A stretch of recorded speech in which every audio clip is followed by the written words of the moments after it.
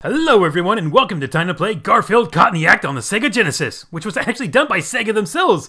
This is a first-party company, back in the time, actually doing a game based on a comic strip character, which... hold on a second, I need to change the options. I need to change the difficulty from kitty to normal, because there's no hard mode. And take a look at the animation for Garfield being tired. I'm going to be bringing that up a lot as the animation in this game. And also, listen. Doesn't that just take you back? Anybody else, you know that song? If you've been on my channel long enough, you know that song. This is the end of our broadcast day. I don't know why I'm trying to do this, but I'm doing it. Oh no, the TV is broken and my nose is blue and your ears are yellow. If we can't fix it, we're in trouble. There, all fixed. Sort of. Oops, extra parts, and my mouth is orange instead of yellow. Hey! That is a pretty terrifying image from that angle. I'm in the TV. I'm so glad I don't have to explain any of that. Though I wish I understood why going from movie to movie somehow gets you home, but, you know... That was just the way video games were structured back then. I didn't question it, and there's really no point in questioning it now. So, our first episode, Count Slobula's Castle. Sorry, our first movie, sorry. I just don't know why, but I just had the sudden urge and craving to play this game. For a time to play, I just wanted to do it. I really can't explain it. It was an urge, an appetite I needed to fill. Because who needs to play Castlevania? Castlevania's for babies. Real men play Garfield. No, but in all seriousness, though, I really can't explain why I'm playing this. I'm not going to even dwell on it any longer. Let's just talk about this game in general. Look at the way Garfield is animated and moving. Notice the sprite work on it when he's not getting hit. Look at how smooth it is. Look at the many colors and shadings on his sprite. Look at the way he gets hit and gets all dizzy like that. And the reason for why it looks so good, and most of the other sprites as well, like that skeleton right there, is because they were done by Jim Davis himself, Garfield's creator. And I love the fact that the creator of the cartoon actually got involved with the project to make it good, or at least really make the presentation stand out. Let me just look at the way this looks, the way it's designed, its polish, its art direction. It looks like you're watching a cartoon, at least as good as it was going to get on the 16-bit days. I really wish you guys could see that. I'm recording this in 30 frames per second. It won't let me go into 60 frames, unfortunately. But it's one of those games where it flickers. Like certain things, like when you get hit, or some enemies when they pop up, and like that, you're supposed to see him get hit, and on the TV screen it just kind of like fades around. You can see the animation, but it kind of fades in and out. But unfortunately, when it's recorded like this, there's nothing I can do. I don't think I've ever... I'm not sure what the setting has to be for that to get it right, but that's the way it is. I wish you guys could see it. Now, we're already at the boss of this place. It's a very short game. Of course, it's Odie. Oh, the little idle animations for Garfield. I love those. Is it all tapping the foot, waiting impatiently like Sonic, and then he does his tap dance like he's on the fence. I love it. I just love how they capture his character. His movements are so well. I mean, but once again, it's because you have the creator actually lending a hand to get the right feeling for this game, which is what really stuck out to me as a kid. I don't have that many Sega Genesis games, but this is still one of the best looking, polished, animated games on the Sega Genesis I've seen. And for this boss fight, I haven't explained it yet, and I'm on my last one. He goes up to the top, he sends out 3 bats to get you. If you had to get rid of him in time before he does his little dive attack here, you have to hit him. He goes into his coffin, you jump on the coffin, open up the blinds, and that's all the boss fight is. We interrupt this tap dance to get to the next area. Oh, the minigame! Yes, the minigame! The whack-a-mole! Now, as you just saw, it said, don't hit me. That means, for that character that shows up, Yeah, you get the picture.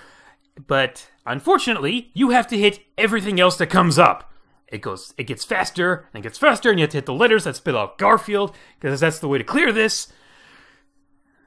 So you can actually miss the letters, but you don't want to because that means it takes forever to get through.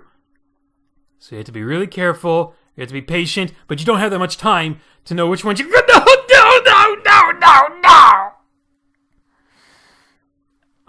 Also, I would like to take this time to look at the glitch model right there, the 3D, and how it looked like that's like something you would expect in Donkey Kong Country. That just looks so good.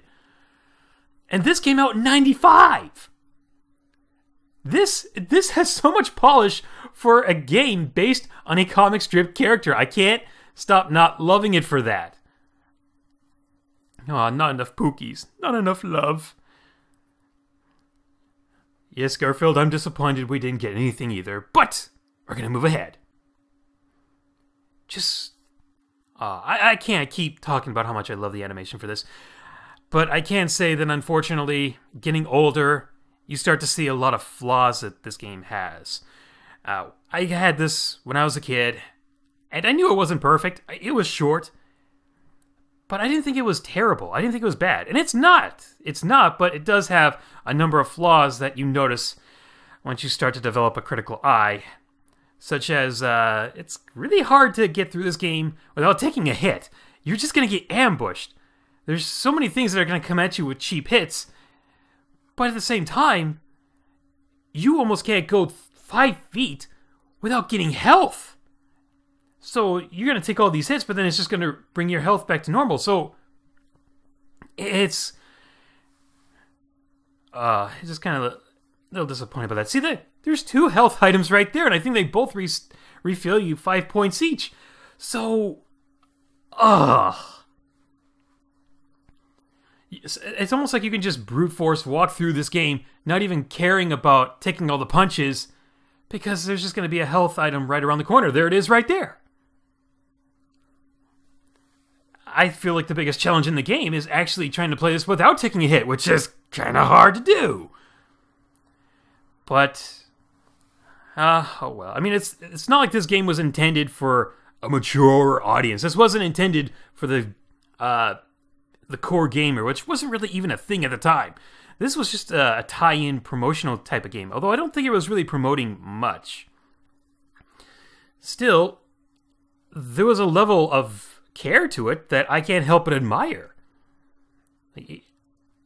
But I'm not gonna backtrack into that. Let's just say that as far as cartoons based on, or games based on cartoons, this isn't exactly the best, but I think it's one of the best looking ones. But I've kind of already said that. What I will have to point out that I don't think that I haven't mentioned yet is that in all these areas, Garfield does take on a different look, or at least he has something else. And it's not just his ammunition, which is like, as we see down there in the bottom right corner, the bombs for this world, and it changes each world. But he also gets a melee weapon, like you saw the wooden sword, and then he also has some kind of attire on him. And the last one, it was a vest with a cape. And in this one, he has the pirate hat. I'm kind of surprised they didn't give him the whole Halloween look for the pirate costume he had then, but I'm guessing that's probably because he had too much memory. Now this level, or this part, I do have to kind of explain, because I just feel like it's not very well designed. What you have to do is you have to keep climbing the tops of the trees until you get all the way to the top of the corner, and then you have to jump all the way down so you can go through the ground to go underneath, and that's how you clear the stage. And unless you're playing it on the kiddie mode, you wouldn't really have an idea of what to do, because in kiddie mode, there are these little hands that tell you where to go. It doesn't hold your... I mean, it kind of feels like it holds your hand, but there are times where you really can't tell what you're supposed to do. And I'll show you the area once we get there. But in the meantime, let's talk about the other part of the presentation. Not just the graphics, although I will say I do like the fact that in this area you see like the shading, how it looks like you're going through a dimly lit jungle. That's a nice touch. But, I mean, just sound effects in general. They sound... Well, besides that throwing animation, or the throwing sound effect, Like, you can hear the bird, like that. You hear a lion like that. You hear the teddy bear, you hear Pookie say, yeah! And a lot of sound effects just sound, once again, just kind of ripped straight out of a cartoon. And you're going to hear a lot more impressive sound effects as we go along. I also love how his dangling animation like that, and how it looks so fluid and bouncy. Just really well done. And here's the part where, as you can see in the left corner there's a one-up. You reach for it, and then you drop all the way down. But I think they should have put more stuff to really make it feel like, oh, there's so much stuff there, it's worth jumping all the way down there for it. But I don't know. It's just, or maybe like have a platform where it'll break as soon as you jump on and then you fall. Maybe that would have been better. But unfortunately, they didn't do it like that. Oh, once we get to the boss of this area, I kind of have to dim the lighting on this a bit because every time I hit him, it flashes. So for those of you who are a bit sensitive to the lighting changes, like that, I have to really dim it so it's not going to hurt you that much. I'm just trying to be protective for those who have a problem with sensitive light flashes. Yeah, I'm hoping that didn't hurt your eyes. I don't think it did. But that was the boss. That was Orangebeard, and he only looked slightly different from the other skeletons that are in there. Now, thankfully, the one I don't hit is Garfield, which is the easiest one to pay attention to not hit, because his sprite looks like it's the biggest, and because it's orange, it just pops out, especially with the green background. Although, some of these characters do confuse me, like the rubber chicken there. I'm not sure why they decided to go with that one. I don't even remember it that much. If it was nothing more than just a running gag in the comic strips back in the day, but I can't quite remember. Arlene, his girlfriend, I get that. Odie, duh. John, obviously. But why the rubber chicken? Why Irma, the coffee shop owner, why is she in this? Where's Squeaks? Where's Lyman? Where's Binky the Clown? Where's a spider that he usually squishes? Where's the mailman? Where's his annoying next door neighbor? They had a few other characters they could have pulled from, so I'm a bit confused. Yes! Yes!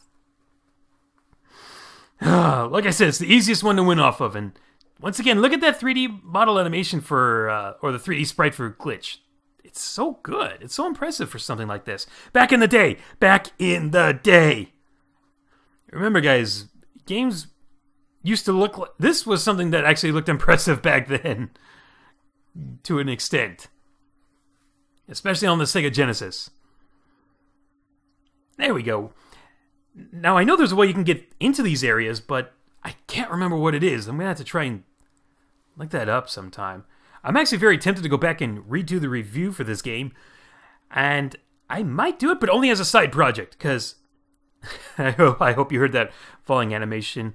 Because he actually has, like, I think 3 different falling animation sound effects in this game. And that's a nice touch there where they put in all the extra little touches. But don't worry, this isn't going to be the thing I'm going to focus on right away. I owe you guys some of the Mario Odyssey videos, and then I'm going to do the Sonic Mania, and probably Sonic Forces to go along with it. Definitely Battlefront 2. Still have Yooka-Laylee, and then I think that's when I'm probably going to try and do all the Wii U games. I've pushed it back for so long, but I really want to focus on some of the games that are coming out. And Mario Odyssey is definitely next, along with the list of my favorite captures in Mario Odyssey. So look forward to that one. The script is about halfway done, I believe. If I really focus on it, I might be able to get it done before the end of the week. Though it's going to be a short one, but it's meant to be a fun one, so I'm not trying to be that in-depth. I'm trying to just make it a fun one to watch. Also, if you want something else that's fun to watch right now, Sonic Song just put up the Halloween episode of Ask the Sonic Heroes, and guess who's back? And if that's not enough, you get to watch Dr. Eggman dressed as Wario singing the DuckTales theme. Please go watch it. Now, for this level, tap dancing. This one's kind of annoying, unfortunately, there's a number of things I need to point out. Such as that when I get to the end of the area where I'm pushing this thing, it leaves me just enough of a gap to let me climb up to the ledge there so you can see the climbing mechanic. However, if you look at this, see me jumping on that? Yeah, now pay attention to that because there's a design that lets me jump onto that as a platform later on. So it has this, it feels like it's kind of changing the rules at times. That's just really annoying. And it also goes along with this level being not very well designed because there are moments where I don't know where I'm supposed to go. You can't see the platform you need to jump to. You can look up and down to scroll the screen, but it's barely just enough. It's usually almost always out of the range of, like, I think the platform's down there, but I want to see if I can get up there just to get that fishbone for ammo. And then look, you don't really know where to go, so you just, and I'm looking down, but I can't see anything. There it is. That's where I'm supposed to go. So this level kind of falls short of being a decent level because you can't really see a lot of the platforms you need to get to. And trust me, that's not the only one. It gets, there's another one kind of like it later on. And see, look at this. I'm jumping on these. I can jump on these now. How come I couldn't jump on them before? It's not really telegraphed that well to the player at times, unfortunately. Of course, it's still not the biggest problem this game has. We'll get there soon enough. But, oh well. Oh yeah, and in case you're wondering, yeah, a lot of the stages have an enemy that chase you. So, just like that, the Odie Cloud, it strikes you with lightning.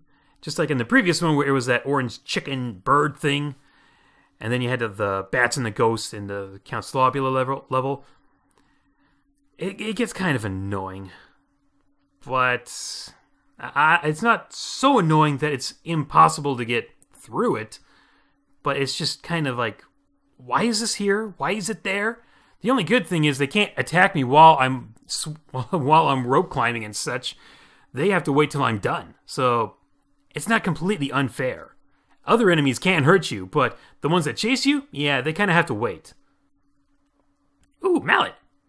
Bonus stage, here we come. Although that sounded pretty weak for picking it up. See, he can't attack me. It's only when I'm on the ground will he try to attack me. Or, well, you get the picture. Okay, so what is the big problem with this place? What is wrong with it? Well, it's the boss fight, unfortunately. It contains a game-breaking bug, or a game-breaking glitch. Not the glitch that we fight at the end of the game, but an actual glitch that will stop the game dead in its tracks. Kind of. I mean, your game doesn't freeze. Oh, there's also this invisible wall. See that? But I can jump over it and I can walk through it, but I can't go... But I don't understand this. I don't feel like this part was tested that well. Of course, if the bug actually does happen, I'm just going to have to start the next level with a passcode. Because I'm not going through the whole thing again. It has happened to me plenty of times. I actually do have it recorded, so that's definitely something I'm going to bring up in the review. But what happens is sometimes he bounces off the screen, or he goes off screen. The Slobosaurus Rex up there. Whoops, that missed it. But he'll go off the screen, and when that happens, nothing else happens. You can still move around, but the volcano doesn't erupt anymore, so you can't take damage, so you can die, so you can restart the boss fight. You're stuck! You'd have to restart the entire game again! Or if you know the passcode, you just go to the next level. And it makes me nervous every time I play this, or at least when I get to this part, because I don't know if he's going to jump off or not. So it's kind of testing my patience a lot of the time. I hate to pick on Odie. Oh, look at that! Oh, okay. Okay, it didn't happen. He's still here. Thank goodness. I kind of feel bad for picking on Odie, but, I mean, that's what Garfield does anyway. Okay, don't hit the rubber chicken. Odie! Yes? Hey! Yes. Yes. Mm-hmm. Yeah. No, no, no, no, no, no! You tell yourself you don't do it and then you do it!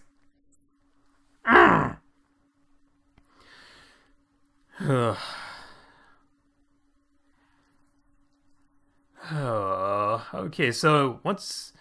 to make sure that the audio and the video sync up together and that this doesn't go on too long, I'm actually going to stop recording as soon as I get to the next area, but then I'm going to start it right back up. I'm going to continue this. I was thinking about doing this in 2 parts, but I figured, you know what? All the way through in one go. One video playthrough of this. Oh. Okay, so I had to stop this, and I'll get right back to you when we start up again. Now that didn't take too long, now did it? Of course not, I can take care of that real well in the editing.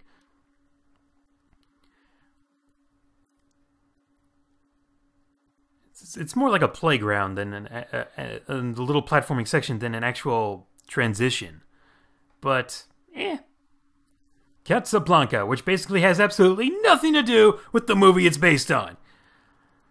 And this is actually the worst level in the game for a very good reason. This is based on a map, or I'm sorry, not map, but a warp room sort of thing. We had to go through doors that take you to the other places, and you had to figure out which door takes you to the right one. And I'm pretty sure I've got it memorized by now, but I believe you go to the 3rd sewer layer.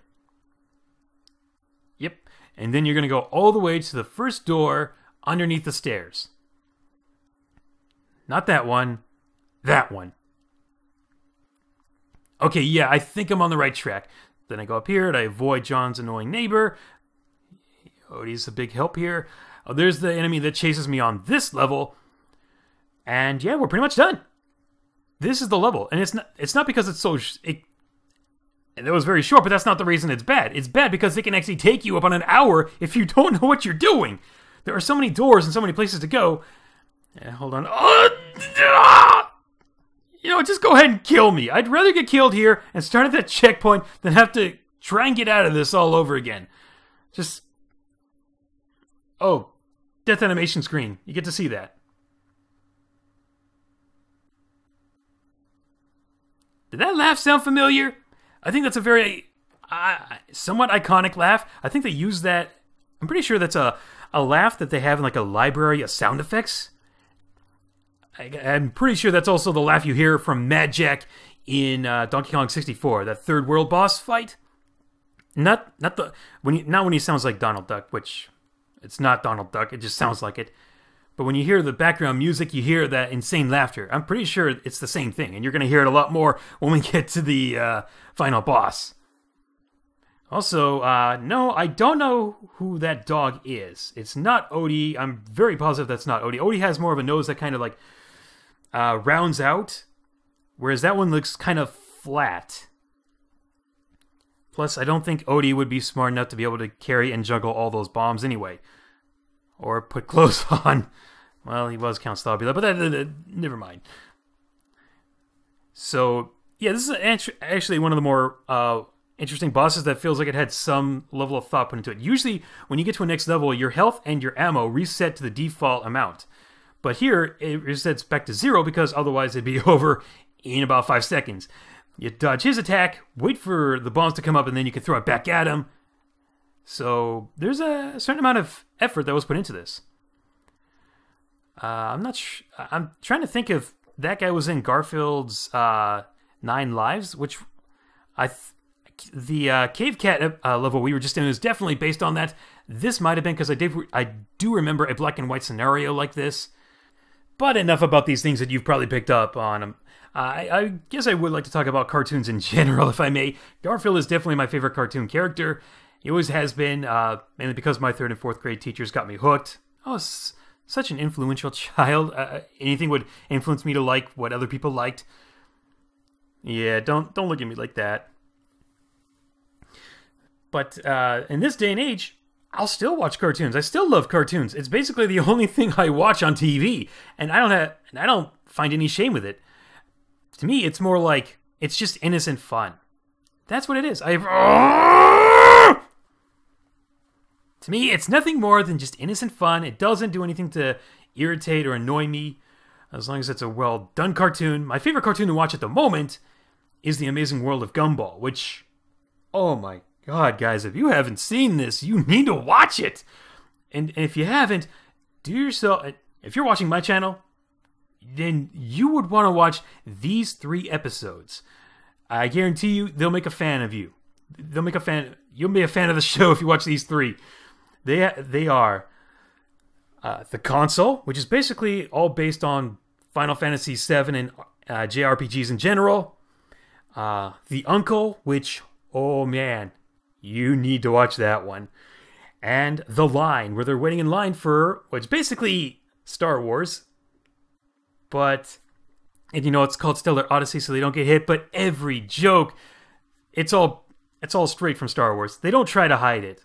They really don't. But for legal reasons, they can't call it the stuff that it is in the movie. But every joke is referenced directly to it. Oh, just go watch it. It's really good. In this level, Curse of Cleopatra. Now, this is the last level in the game, and it feels like it does a good job of fitting into the setting of what it's supposed to be. It doesn't have a big gimmick like we saw with the doors that take me randomly to places. They weren't random. Some of them were kind of random, I think. But in this stage, it's more of just avoiding the obstacles and traps that are set within the Pharaoh's tomb. You know, that whole trope kind of thing. And there's also this, a weight puzzle, or a rotating weight puzzle, where you have to get this to keep going around and around. You have to keep and knowing when to get off of it so it doesn't... So it will go all the way around. So there was some thought put into this place, like these traps. It's not gimmick-based. It's definitely themed and has its set pieces. Also, let me go this way. I need to get the... mummy mice. Also, these torches that you have to light with your melee, which is something they haven't really done in the other stages. Oh, that was the right torch? Neat. The rest of them were traps. However, I have to be careful here because if I go all the way to the side, it teleports me just like that, and I would have had to go through all that again to get to the hammer. So, yeah, be careful. Also, take the time to notice the Egyptian hat that's on Garfield's head. I'm not sure what that's really called. But once again, it's just they give him all these different sprites, and they all animate with his animations, like his dancing and his falling animation like that. And you really have to admire that.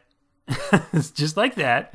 You have to admire the level of dedication or the work that went into it. I have to wait for that to come down now, and oh man, is it slowing down? Oh man, I have to wait for that thing to come back and it's slowing down. It usually doesn't happen in this game.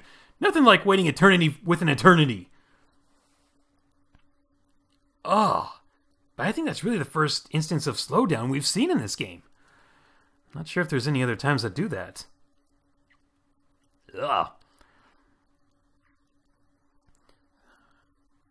Well, if I can go back to it, are there any other cartoons I watch? Yes, but not a whole lot of them, to be honest.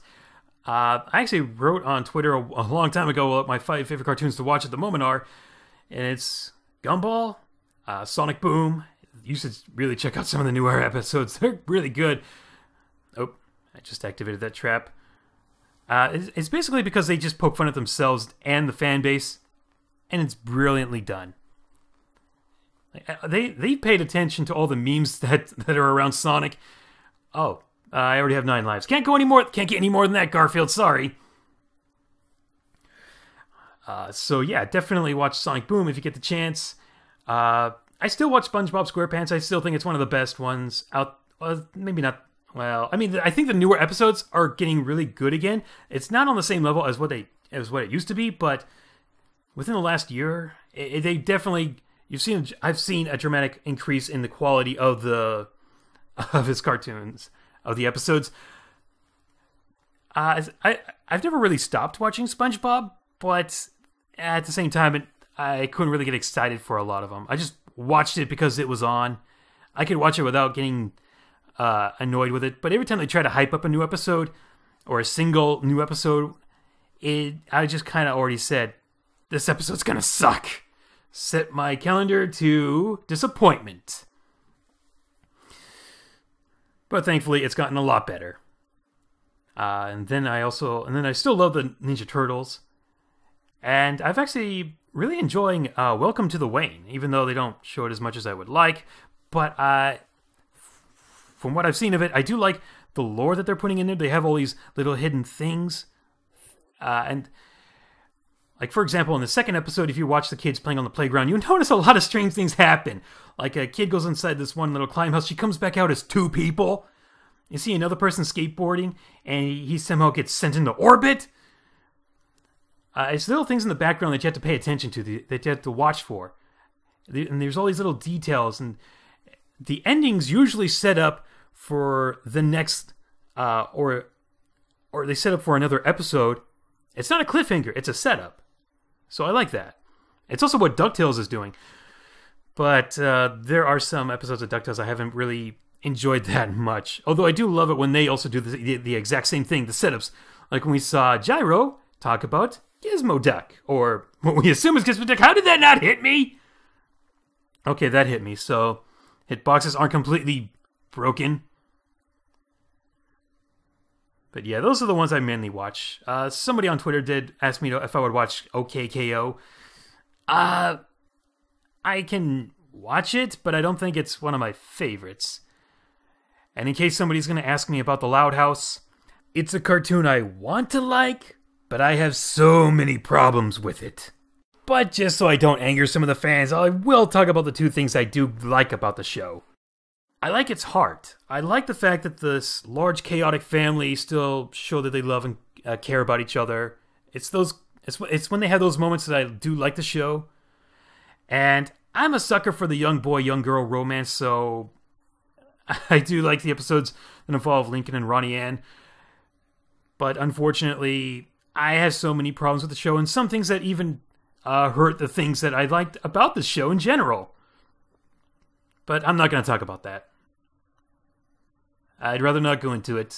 I could talk about it too long, and we're almost out of time because we're going to take on the glitch now. Or at least after these commercial breaks and transition. Oh boy. I think our animation took too long. Or did I accidentally push a button here? Usually he was supposed to chase after me and go into the TV, but maybe my animation went on too long? Also, I've never really noticed this until I actually recorded myself playing this, but I can actually see the outline of Garfield's body and his feet in that whole dash thing. I couldn't really notice that before. It was always too blurry, but I can see it here. It's amazing what you can notice when you're just recording stuff. And yeah, you can't get back up there. That's where the Curse of Cleopatra's stage entrance was. Yeah. Don't worry, guys. This is almost over, and you're going to hear the theme music that my channel basically became very well known for. I was actually checking out a couple of... what hit me? Oh, forget it. I was actually checking out a couple of videos that had the glitch boss theme, and I just saw all these comments that said, CJ brought me here, or this reminds me of CJ. Aw, I love you guys too. And you guys watching this. And even the ones who aren't watching this, but are still subscribed to my channel, I care about you too. Hear that laugh? Yeah. I love his grunt too. You can't tell me these aren't good quality sound effects on the Sega Genesis. Oh, there's so much more I could talk about with this game. Such as on the back of the box, you could see a level that was actually cut from the game. But I think I'm just going to try and save that for the review. And I'm also going to try, if I can, to get the Game Gear working again. I do have a Game Gear and the handheld version of this game, which is completely different from this, because it has a lot more levels and even a different bonus round. But yeah, I'll let you know how that goes. Also, you'll notice that this guy goes completely insane the more hits he takes. You're going to hear the sound effects go faster and faster, which could bother a lot of people. I love that sound effect. Just look at me taking hits here. I mean, there's food all around every corner, but how is it possible to beat this guy without taking any hits? I've seen the video, or I've seen some thumbnails that say that they beat this without taking any damage whatsoever, but it's like, how? How much patience do you have? He's not there yet, but when he gets there, I'm going to let you guys listen to just how ridiculous the sound effects go. I think it might be why, even though I haven't played Mega Man X7 yet, well, you'll see what I mean.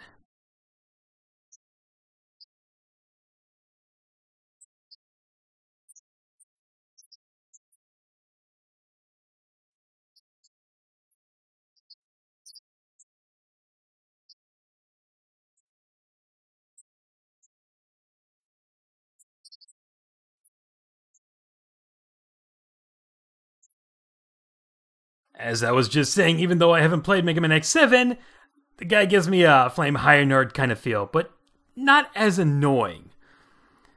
But I can definitely see how that might cause some flashbacks to that for players. Sorry if that brought back some painful memories.